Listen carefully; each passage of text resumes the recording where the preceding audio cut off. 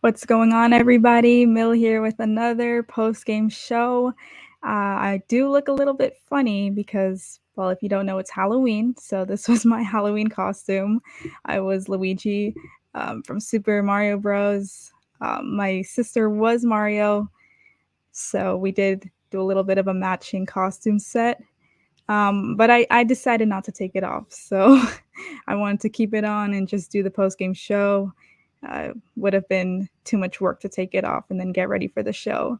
But without further ado, let's get into this. The Knicks won against the Cavaliers 109-91. I'm happy that this team got the win because after that loss against the Pelicans, it was looking pretty bad.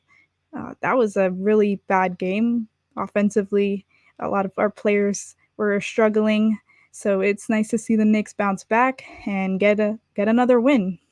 I know it's early in the season, so I'm still not too worried about anything yet or making any final assumptions about this team so far.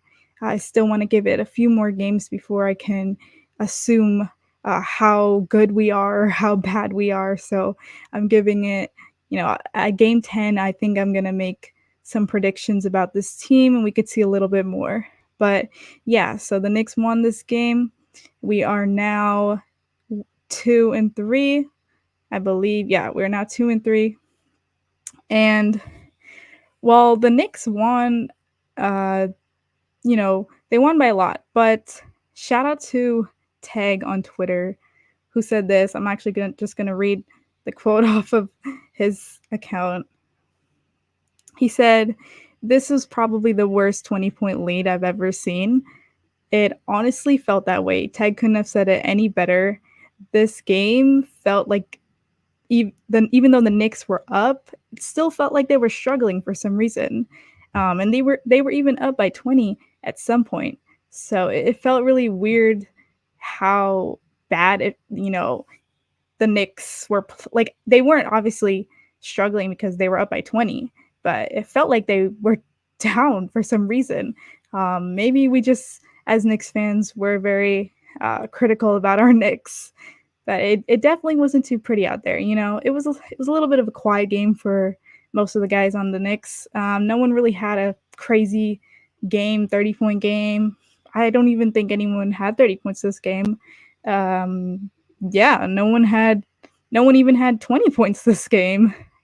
A few people had right under 20, but no one had 20 or 30 points this game. So it was a little bit quiet from our guys. But, nonetheless, we still got the win and we won good. We won by a lot. So that's what you want to see. You don't want to see it get close towards the end and the Knicks struggle to execute down that stretch. So it's good that we held on to this lead throughout the fourth, the second half, and they were able to close it out good. But yeah, let's just get into it a little bit here. We're going to look at some of the player stats, the team stats. I tried to watch as much of this game as I could. It is Halloween and I was, doing a little bit festivities with my family, but I did still watch a majority of the game. So let's first look into the field goal percentage. The Knicks were shooting 44% from the field. The Cavaliers were shooting 39%. They were missing a lot of shots, honestly. And we'll get into it when we talk about their three-pointers. From the three-point line, the Knicks were shooting 38%. They made 13 threes overall. A little around their average that they were making last season. I believe last season they were making or averaging 16 three-pointers per game. So it's good that they're getting around that average again, but, hopefully we can increase that average as well. But the Cavaliers only made 10 three-pointers. They were shooting 26% from the three-point line. So obviously you can see that they were struggling there and they were having a tough time making those threes. That could factor into why they lost this game because let's say they just hit a few of those threes, they're right back in the game. You definitely need to hit your threes to be competitive and stay in the game. So yeah, making only 10 threes is not really going to cut it for them. They need to hit those shots, and especially because in the offseason they picked up some three-point shooters. Max Strus Yang, so you'd expect them to be hitting more threes and to be lethal from that 3-point line. But, let's see. Let's look at some rebounds. Offensive rebounds, the Knicks had 12, Cavs had 14, pretty even there. Defensive rebounds, the Knicks had a little bit more with 36 compared to the Cavs 32. All right. The assists were pretty even as well. Steals, the Knicks had 9 steals. Very active hands tonight, and I did see that myself. I saw a lot of the Knicks getting active on the defensive end, especially DiVincenzo. Let's see who else had some steals besides DiVincenzo.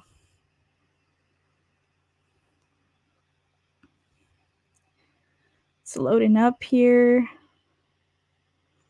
So actually, Hardenstein had 2 steals. He had a pretty good game tonight. DiVincenzo had 1. Jalen Brunson himself had 2 steals. Robinson had 1, and Randall had 1. And Grimes had 2. So, most of our starting unit, they were pretty active there on the defensive end and showing up, which you like to see because, our starting 5 is a little undersized and a little underrated, or not underrated, undermined at times on the defensive end because Jalen Brunson's not known to be a great defensive player. Mitchell Robinson is obviously our anchor on defense, but Randall and Brunson were showing up today, getting those steals. We already know Grimes has active hands and he's out there hustling, so I'm not surprised by that. Let's see what else is here. Looking at some team stats.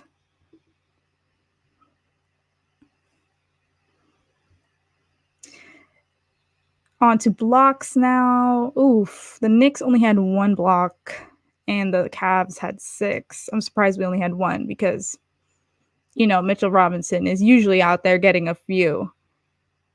That's his specialty out there. But yeah, we still got the win.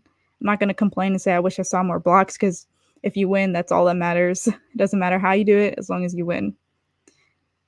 Turnovers were pretty they were pretty similar. Knicks had 14, Cavs had 15. Really interesting though, the Cavs had 28 points off of turnovers compared to the Knicks 18, so the Cavs were getting a lot more points. When the Knicks turned the ball over, they were definitely getting out there in transition. This game looks pretty even, to be honest. I'm looking at all the team stats here between the fast break points, the assists, the steals. They're all pretty even. So, the only thing that stands out to me that is different is really the 3-point percentage.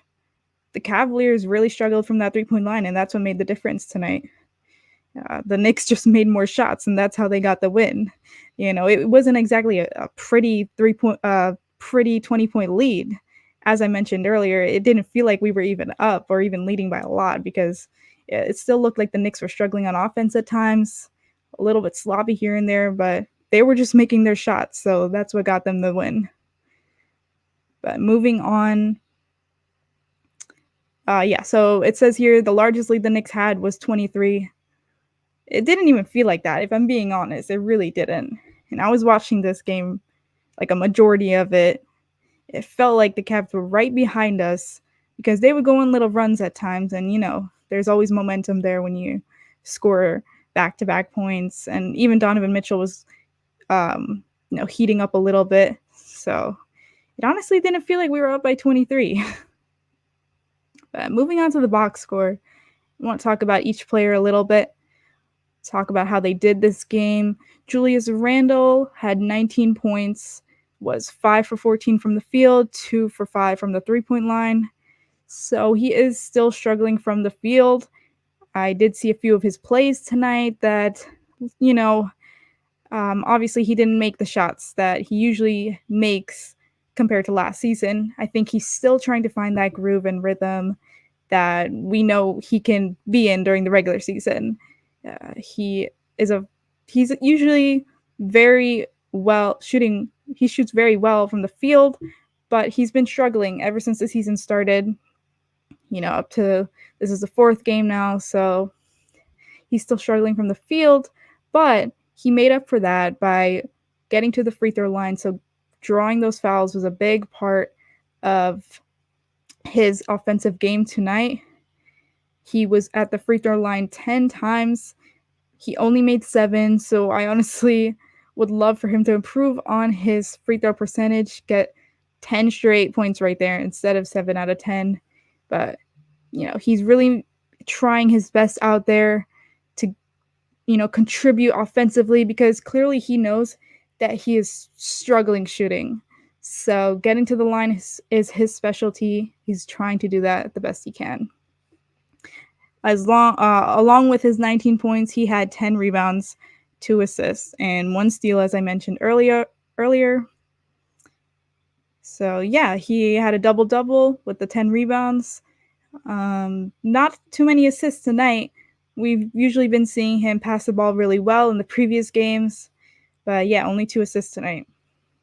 Mitchell Robinson had 8 points.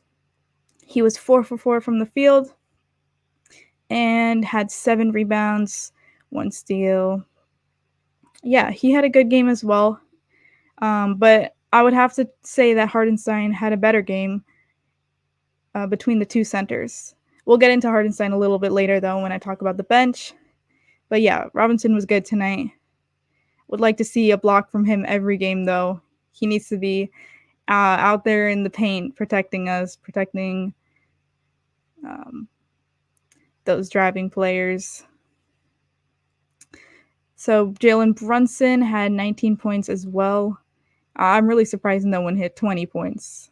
I feel like that's a little wild, just because we won by so much, but no one had over 20 points. Everyone was contributing tonight.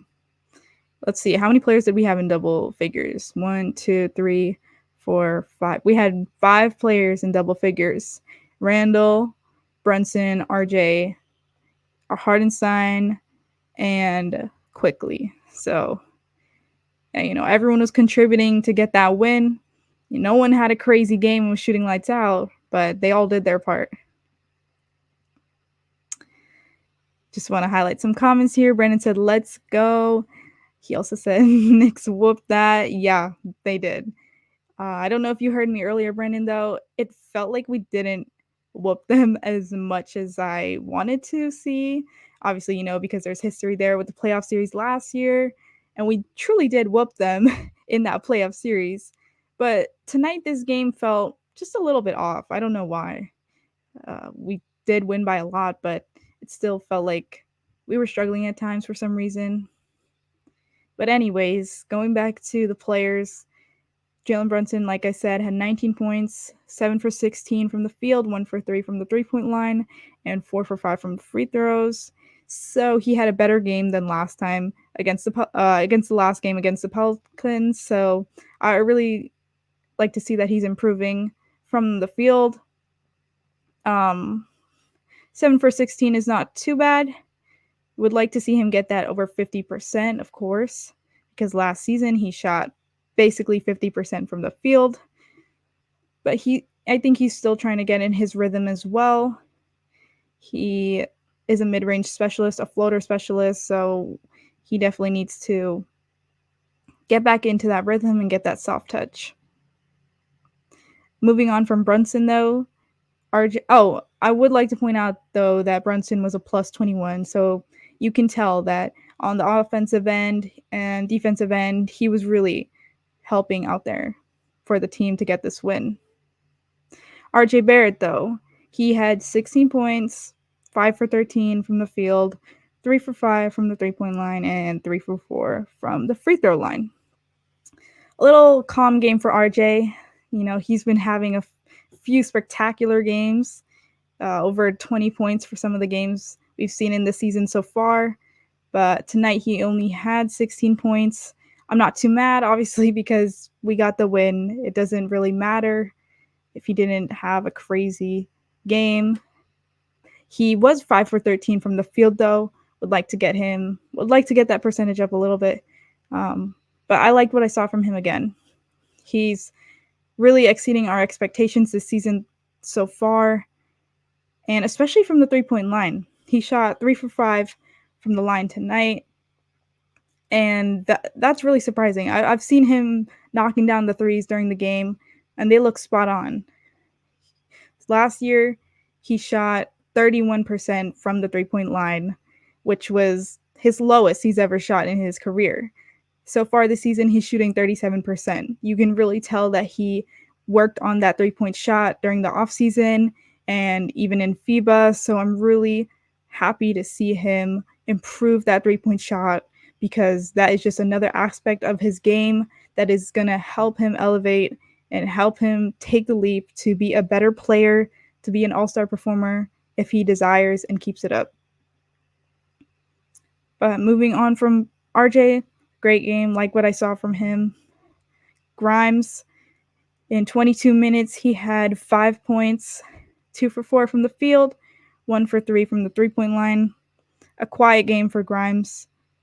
Only 5 points and only 1 made 3.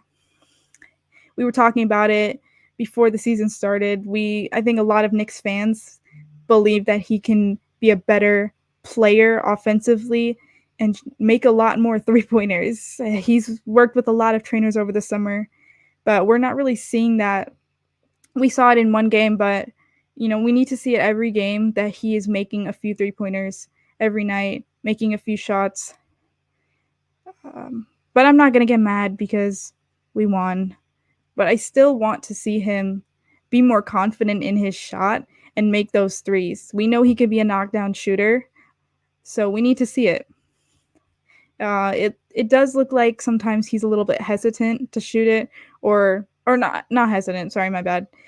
He's rushing his shot. That's what I meant to say. It looks like most of the time, as soon as he gets it, he's putting it up, and then it leads to a miss. But he doesn't necessarily have to do that, especially because someone pointed it out that he took a three-pointer when his defender fell on the ground, like right away. If your defender's on the ground, take a dribble, take a second to, take that three. You don't have to rush it. His shot is really quick, though. When you watch him, he shoots that fast. And I don't know if he can be that knockdown shooter yet that shoots within seconds. Less than a second, he releases the ball.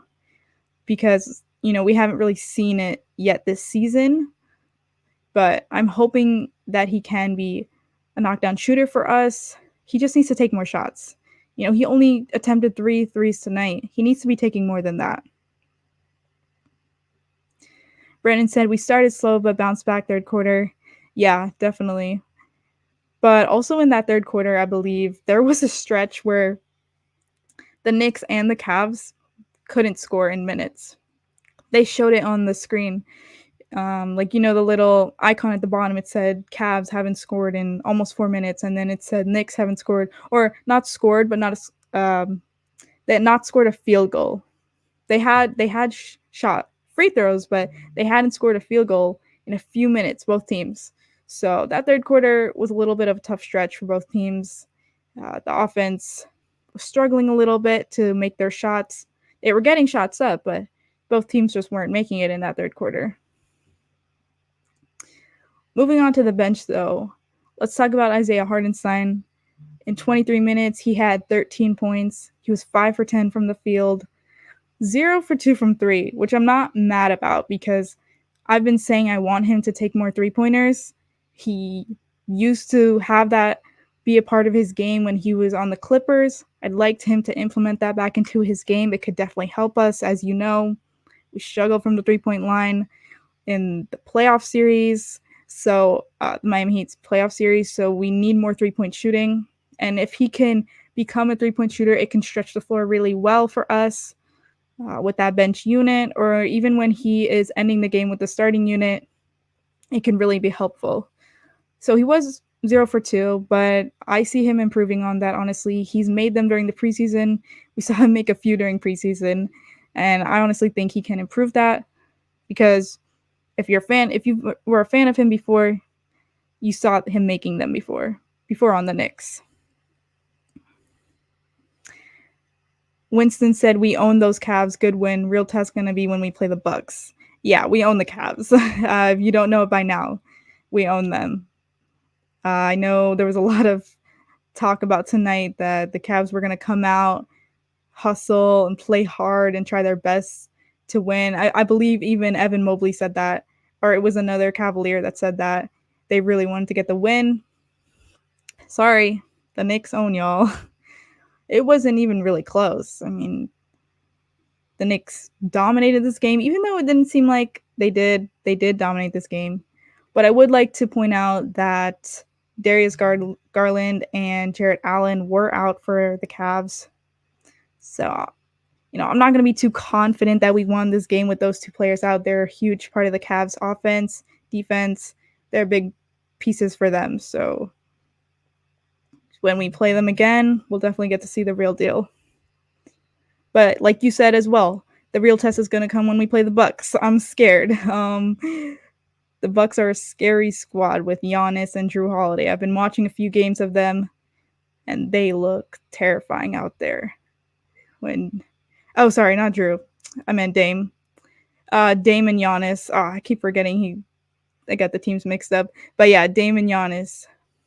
I mean, Dame did have a very awful game the other night, but I don't expect that to be every night. I expect him to still come out and play his hardest and show up. And Giannis is going to do his thing every game, every night. I don't even think we have someone that can necessarily stop Giannis, which is really tough. Like, obviously, we would try to put Grimes on Dame. I don't know how I see that working out. He's a good defender, but Dame is a three-point specialist. But Giannis, I mean, who's stopping Giannis? No one. He's a beast, and it's really tough. But yeah, that'll be the real test when we play them. FIBA RJ is him, Brandon said. Yeah, he won the bronze medal. He has a medal. That shows something. That means something. Winston also says RJ came a long way. He really did. I know it's only a few games into the season, but from what we're seeing so far about RJ, it's looking really good. And compared to last season, his percentages, they were struggling, and his percentages this season are up. I mentioned the 3-point percentage this season is 37% so far, and last season it was 31%. So he's definitely improved in some aspects of his game, and I would even say in the defensive end, he's improved as well. Last season, he struggled a lot on the defensive end. He was getting beat, he was getting passed. So you want to see, actually, I wish I could pull up the stat. I did see that opponents playing against RJ Barrett are struggling from the field. I don't know the exact numbers off the top of my head, and I wish I could show the stats, but from the players he's guarded so far in the few games this season, no one's been able to shoot over 50%. But I actually have to check if that's still the same, because after the Pelicans game, I'm not sure. I'll recheck that, and I'll post it on Twitter if it's still the same. But he has come a long way on the defensive end, offensive end. Let's go Knicks. Another win. We're climbing up there. It did look a little concerning to be down 1-2 for our record this season so far, but we're climbing back up. After 10 games of the season, I hope we could be above, at least, above 500. I don't want to be under. Good to see Randall play better. Likewise, it is better.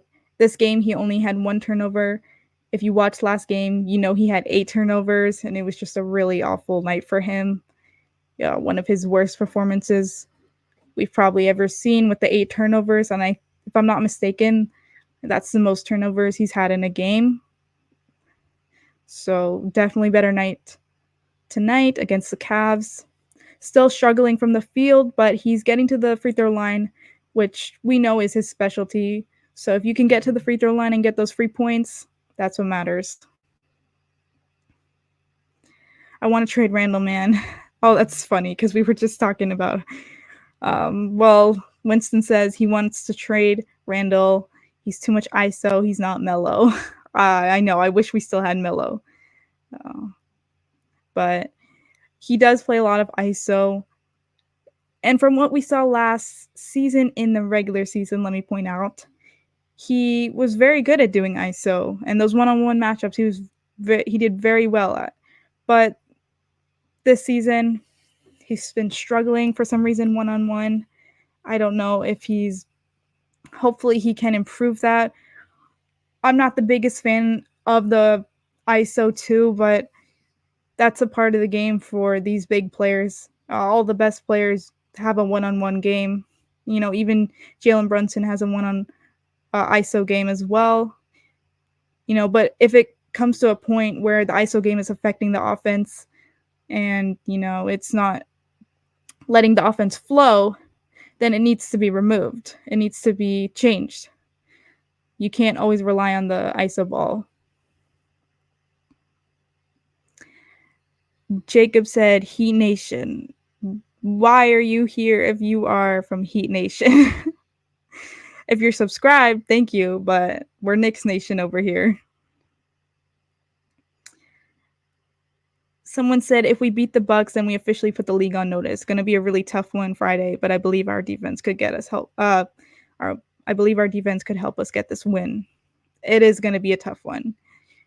And I really hope it's just a close game, because even if we don't win, I at least want to know that we're up there with our biggest competitors and that we still have a chance to beat them, even if we don't necessarily do it Friday, because we will be playing them more in the season, and who knows, we might be playing them in the playoffs at some point.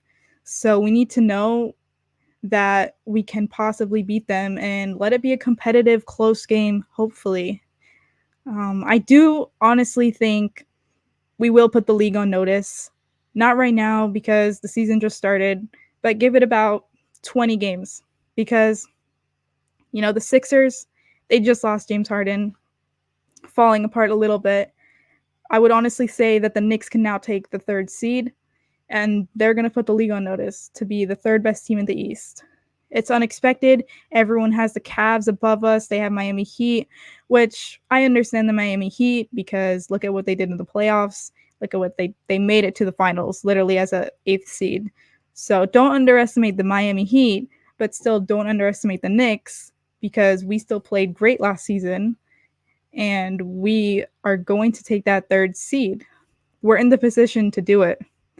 If Randall and Brunson and RJ can have a great year and perform well, if Brunson and Randall can do what they did last year, and then you have RJ peak and leap and play better than how he did, I would say that's a very underrated trio right there. They called it the mid 3 last season. But if they're all playing their best, if they're all playing consistently, that's a really underrated trio right there that is going to be the 3rd seed. I'll say it right now. Winston said he's always played defense. RJ problem has been shooting. You can see he worked very hard this offseason in the mid-range. He can always slash the most consistent. Yeah, he definitely worked hard on his mid-range jumper this offseason. I saw a lot of workout videos from him and his trainer.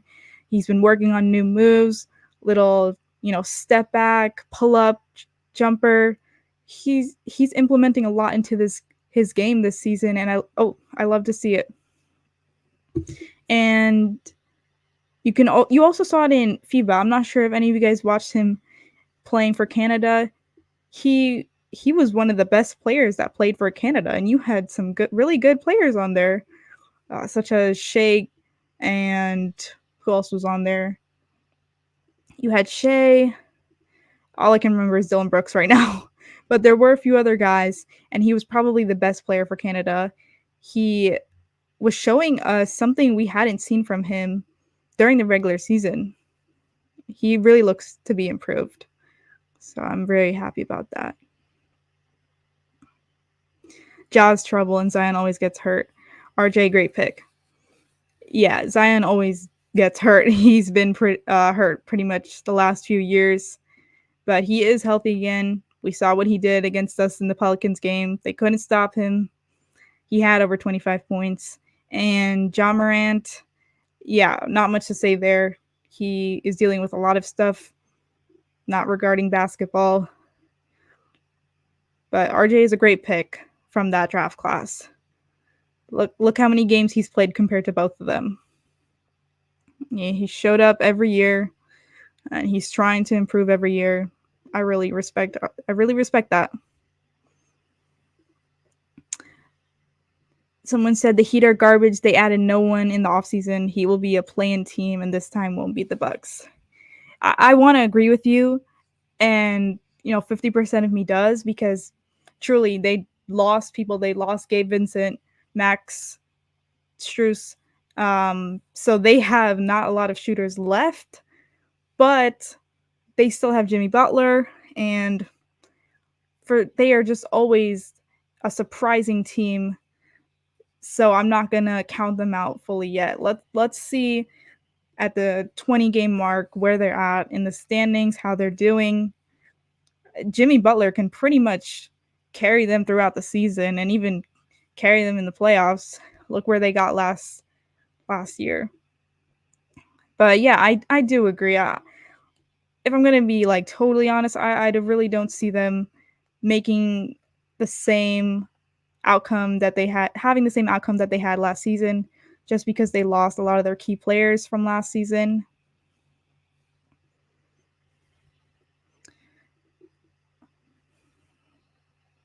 Not worried about the Heat. Yeah. Oh, Jacob said, "Let me be your Daisy." If if you want to, sure. I like your costume. Thank you. I'm Luigi. If you don't know, you could tell. I have the green hat. It says L. Fun fact. I used to play Super Mario Bros. My entire life growing up. My favorite game as a kid, and I never was Mario or Luigi when I was younger, even though I would always play their games. So I decided, okay, now's the time. I'm finally going to be the childhood costume I always wanted to be. Brandon said the Knicks and Cavs play only 3 times this season. After tomorrow, we don't see them again till the end of the season in March.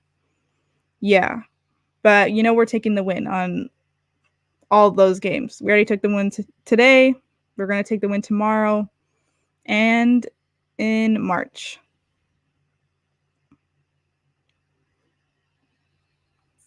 So, I pretty much talked about the team stats, the box score. Oh, I didn't get to. Yeah, I did mention that Hardenstein had a great game. He was 5 for 10 from the field. Oh, yeah. I already talked about his 3-point shot, his free throws. I really like Hardenstein, honestly. He's such an underrated player for us, and he was a big reason why we were successful last year. A great backup center. And I honestly love that he closes the games for us.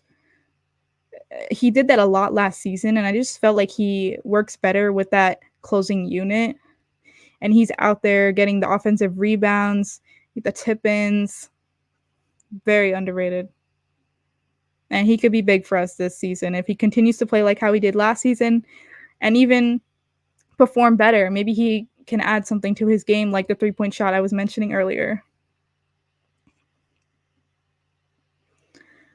Hopefully we could win tomorrow because we look garbage in our first back-to-back after the Atlanta win. Yeah, because the back-to-back game that led to the loss against the Pelicans was truly awful. The guys, it was only the third game of the season, I believe. Yeah, the third. They shouldn't have been tired, honestly. I know it's a back-to-back, but the season just started.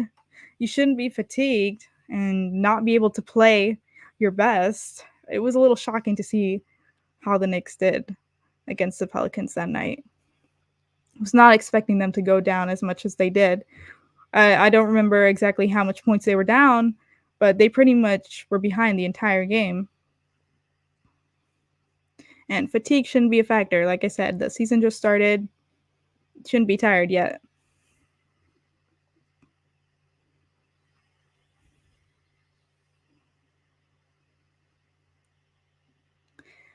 Brandon also said, Happy Halloween. Love the costume. Happy Halloween to everyone watching. Hope you guys had a safe and good Halloween if you celebrate. Let me know if you guys had any costumes tonight. I know dressing up as an adult is a little, I don't know, some people have opinions about it. Personally, I still like to dress up just because I have there's kids in my family, so I like to dress up with them. Were any of you guys Knicks players tonight? I know a lot of people just like to throw on the jersey and call it a night. That's their costume. I might do that next year, honestly. It's too much effort to put on all of this. Toxic Knicks fans ask, do you think IQ will Jeremy Lin us? I don't know what the rest of that sentence means, but I'm going to assume they are asking if IQ will be like Jeremy Lin this season. I think that's what it means. All I'm going to say is IQ is a way better player than Jeremy Lin. And he's going to have another great season. Jeremy Lin was great for us. Don't get me wrong. Linsanity was amazing. One of the reasons I actually started to become a Knicks fan and watch the Knicks. But IQ is a whole different ball game. Should have got that 6th Man of the Year award last year. He was snubbed. Hopefully he does get it this year, though.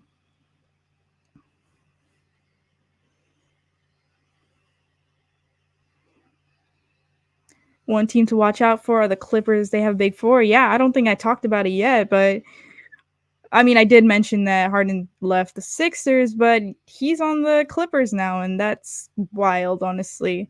I mean, it's not too wild because we were expecting a trade. We were expecting something to happen because Harden was not going to play in Philly anymore. It was clear. He wasn't showing up to the games, or maybe he was, but they just weren't letting him play. So clearly that was something that couldn't be resolved. So he's finally on the Clippers. There were some talks that he would go to a few other teams, but the Clippers were the main one that everyone was mentioning because he wants to go to LA. But the fact that they didn't have to give up Russell, like that Big Four right there, is crazy. Kawhi, PG, and then you got Harden and Westbrook. I think Westbrook's coming off the bench. I mean, I think he has to. The only thing stopping them right there is injuries. That's the only thing. If players could play the entire season and the playoffs, these players specifically, they would have a great season. It really helps us, though, that he is now in the West. I always love when great players go to the West Coast because we don't have to worry about them too much. I mean, obviously we play them in the regular season sometimes, but in the playoffs, we're only worried about the East until the finals. So yeah, he's in the West now. Philly is crumbling. There's a chance Joel's going to join the Knicks. I'm just kidding. I mean, it's possible, but we'll see if anything actually happens. I believe that Embiid said he wants to stay in Philly a while ago and said he wants to end his career there. But maybe Harden leaving changes that. Maybe he will suddenly have a change of heart and want to join a team that actually has a chance at making the Eastern Conference Finals, the Knicks. I don't know, though. Luigi Green for the Jets over the Giants. Oh, man. I knew someone was going to say this. I knew it. The Jets, no. I'm a Giants fan, but if you were watching that game, Jets and Giants this past Sunday, what was that ending? Absolutely crazy. I thought the Giants had that one. Literally had the ball with, how much was it? Like a minute left. They're 4-1. They decide to kick the field goal, miss the field goal, and then Zach Wilson does his thing, and suddenly it's overtime. And obviously, even with the Giants getting the ball in the first possession, they couldn't do anything. Their third string quarterback could not do anything. Tommy DeVito, wasn't expecting him to lead this team to a win. But that ending was honestly so crazy. I was screaming at that game. Embiid to be a Knick by the trade deadline, I'm calling it. You might be right. Honestly, I hope you're right. I'm a little skeptical about it. There's so many reasons, but I honestly hope you're right. We need to, like, I want to win a championship soon, and pairing Embiid up with Brunson could be that duo that does it. I know that he hasn't won many games in the playoffs. He doesn't usually play a full season of basketball, but he still is a former MVP. And he's still a phenomenal player, still one of the best in this NBA. So we'll see at the trade deadline what happens. Winston said, I feel like Brunson is in Lucas' ear to get traded over here. I would trade anything for that man except Brunson. Yeah, if we're talking about Embiid. Yeah. You would trade anything to get Brunson. To get Embiid. I've seen some interesting trade packages, honestly. There's been some including RJ, some including Quickly. It's all, none of them are real, obviously. But it's interesting to see if we do make that trade, who's going. Harden is washed, man. I don't know. Doesn't show up in the playoffs. I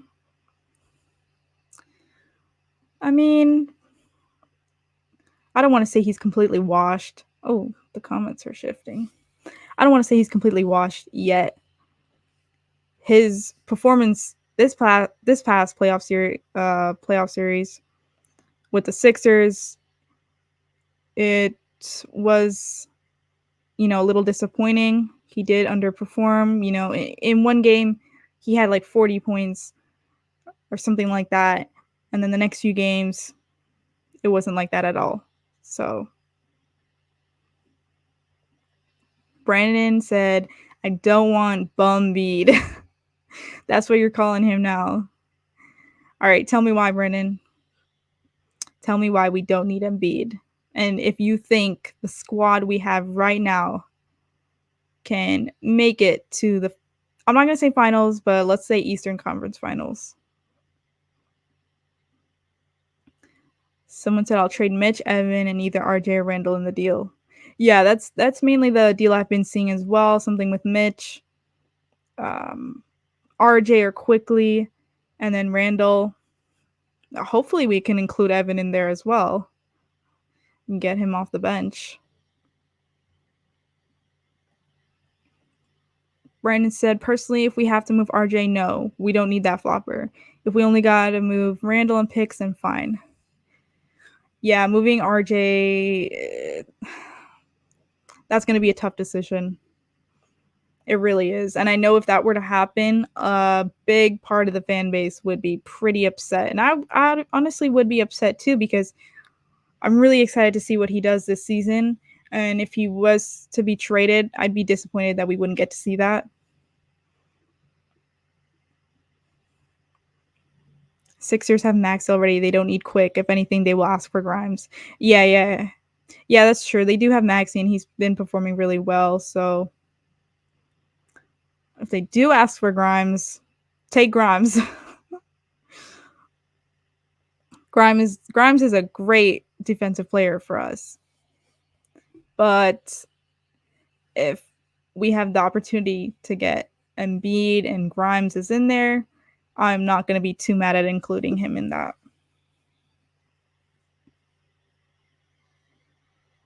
Oh no, we're arguing in the comments. Someone said RJ is not the future, and then Brandon said RJ is the future. This is a whole debate, guys. The fandom is split. There's a part of the fandom that believes RJ will lead us, He will be better this season, and we should believe in him. The other half of the fandom says, no, he needs to go. We've paid him a lot of money, and he hasn't been performing how we'd like. He's been disappointing. So it's really complicated. It's really tough because, you know, he did underperform in the regular season last year, but in the playoffs, he stepped up. And we can't say the same about Randall, who had a great regular season, but in that playoffs suffered. But he also had an injury, so I can't not include that. You guys will get on me if I don't include his injury. If you want a star, you need to trade some of these assets.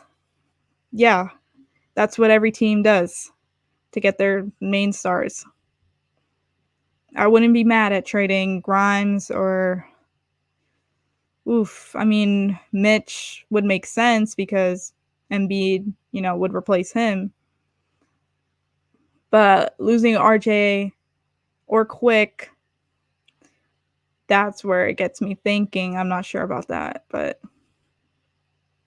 we'll see. Brandon said he's only 23. He's only 23. He's pretty young.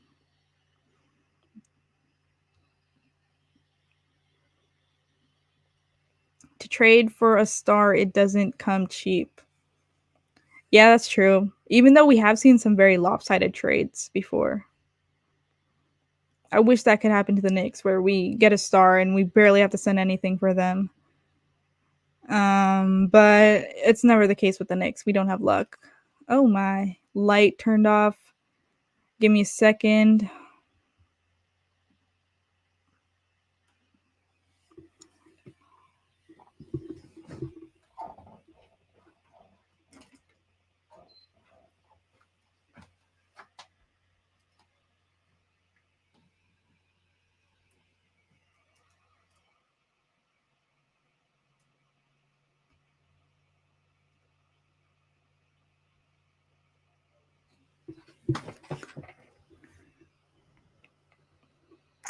And I'm back. My light turned back on. Where were we, though? I've been live for 47 minutes. That's wild. It doesn't even feel like that. It feels like I've been live for 30 minutes or less. But we're coming up on 50 minutes right here. Y'all are going crazy in the comments, though. We're having a big discussion here about Embiid and RJ. Brennan said I'd give Juve, Grimes, Mitchell Robinson, and picks for Bumbeed. Otherwise, it's not worth it. I would do that too. I don't know if that's compelling enough for the Sixers, so they might want more or different players.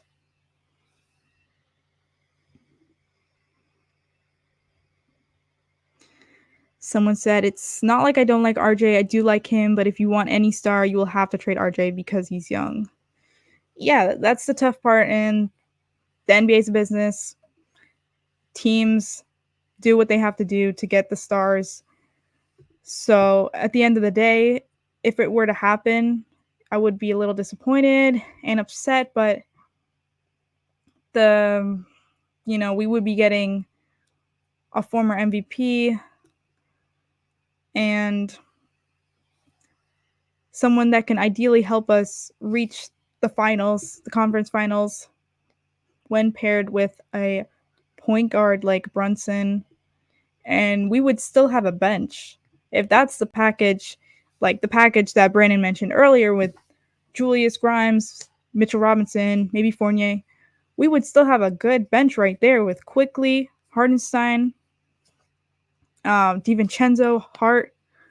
Like, that would be a deep team.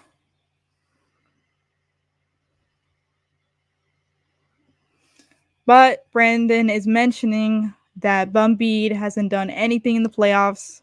He just flops all the time and is always injured. He is a little bit of a flopper, I'm going to give you that, but that's a part of his game. He loves to draw contact. I'm not sure how many free throws he averages per game, but it's a lot. You hate it when he's playing against your team and he's doing all that flopping. But if he played for us and he does that flopping, we wouldn't hate it that much. He would be getting to the free throw line like 20 times a game. Really slows down the game, though. I honestly hate that. Coming up on 50 minutes, though, I am going to end this post-game show pretty soon, in about another minute. We did talk about this Knicks win. Wasn't too pretty, but we got the job done. Everyone showed up, pretty much everyone. And I forgot to talk about a few more bench players. I only got to talk about Hartenstein, but DiVincenzo did play. He played 15 minutes. In those 15 minutes, he had 3 points, 1 for 3 from the field, 1 for 3 from the 3-point line. Little underwhelming game from him. Again, he's our new guy. We gave him the bag this offseason. We want to see what he's made of. I'm waiting for him to have a lights out game and to show us what he's really made of. I just want to see him go like 5 for 5 from the 3-point line and get a few steals. I mean, he's great on the defensive. Well, he's been doing good on the defensive end, but offensively, we haven't really seen much from him. As well, let's move on to Quickly. Quickly had another great game, 18 points, 6 for 11 from the field, 3 for 6 from the 3-point line. And he also had 3 turnovers. That's not good. But besides those 3 turnovers, great game from him. We already know what Quickly can do.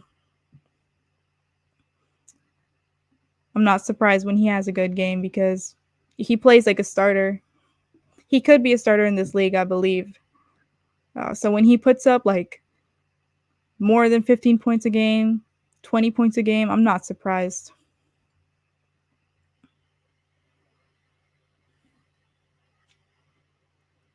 What's up? Thank you for tuning in.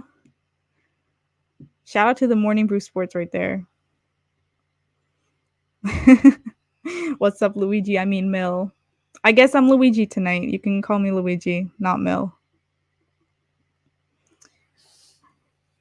Brandon said RJ doesn't necessarily need to be involved to trade for a player. We have so many picks and a deep bench that we don't need to move RJ. Still have Fournier too. Yeah, we do have a lot of players and a lot of picks. It really depends on what they want. If they want RJ, then I guess he'd be gone. But if they don't, he's staying.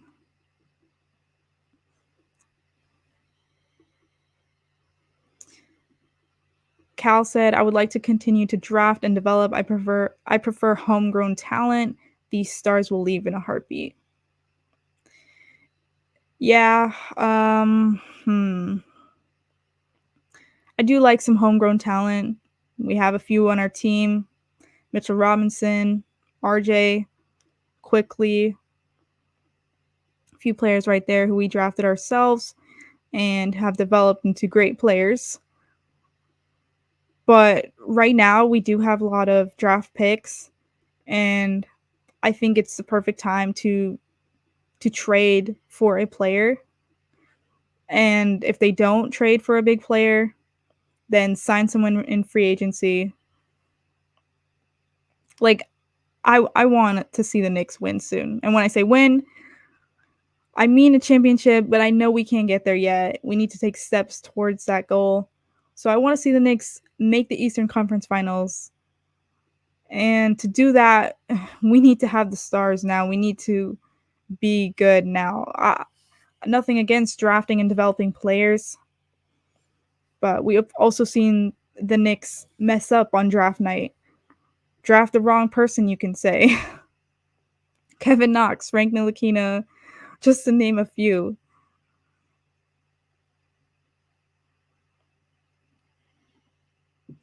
Mason said, amazing win tonight. Everyone showed up. Can't wait for tomorrow night. Yeah, great win tonight.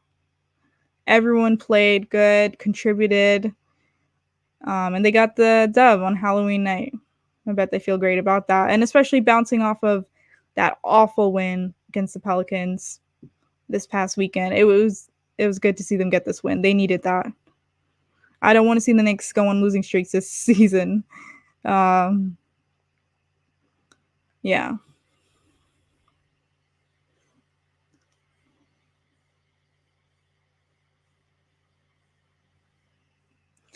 Brandon said, "I like how you think, Cal. I agree. It's the right. Wait until it's the right time to trade for someone." Yeah, everyone has their own opinion. I do agree that waiting is beneficial as well because getting Paul George this offseason or getting like someone like Zach LaVine, I don't think we necessarily needed that. There was a lot of speculation to get Paul George. I think the Knicks even offered the Clippers a package, but I don't think we should have done that trade. Paul George is a great player, still one of the best in this league, but he hasn't been reliable the past few years. So you want a player that's going to play the entire season, play in the playoffs, and show up. But yeah, I do think we should wait for the right player, or if that right player is available to trade for, well, then do it. Mesa said, "Can't wait for the Brunson meet and greet on the 9th." Yeah, if you guys haven't seen the news or heard about the event yet, go to Big Nick Energy on Instagram or Twitter. There is going to be a Jalen Brunson meet and greet at a Dave & Buster's at Palisades, I believe, New York. So if you want to buy tickets to meet Jalen Brunson, you can go to our Instagram, Big Nick Energy. We have all the information there. It's going to be a great event. I'm like 90% sure that I'm going there. If any of you guys want to pull up, yeah, it's going to be a great event. And we're actually doing a giveaway right now. If you go to my Instagram, mill.media, we're going to give away 2 tickets to the meet and greet. So you can actually meet Jalen Brunson for free if you enter the giveaway that I have on my Instagram right now. Hope some of you guys enter because, why not try to get something free instead of paying for the meet and greet?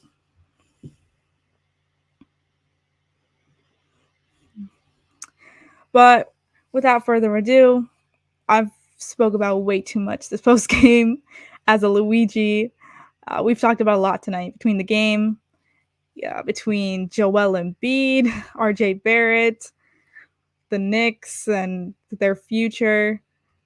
But that's what this post game show is about. We're gonna get into all of it every night, after every game. We can talk about whatever Knicks related.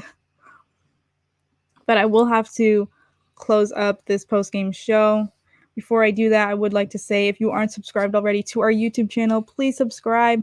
We're still on the road to 1K. We're almost there, so we're trying to reach that milestone soon. And also, I mentioned our Instagrams, Big Nick Energy on Instagram and Twitter. I am mill.media on Instagram and mill sports media on Twitter.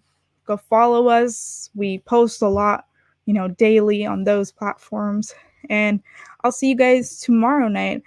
The Knicks will take on the Cavs again. It is a back-to-back game. Hopefully it's not like the last back-to-back we saw, but yeah, the Knicks take on the Cavs at 7:30 p.m. Game should finish around, I would say, similar time, 9:40 to 10. I'll see you guys then. Have a good night.